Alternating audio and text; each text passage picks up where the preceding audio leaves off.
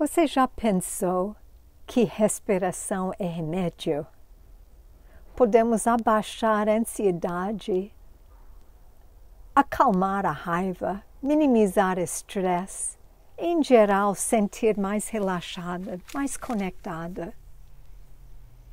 É mais presente em nossa vida. Nos dias 17 e 18 de abril, vamos aprender detalhes sobre pranayama, as técnicas respiratórias milenares e como usar no dia a dia. Além disso, vamos explorar a fundação da respiração eficiente, as bhandas, as contrações internas. Vamos respirar junto para melhorar nossa qualidade da vida.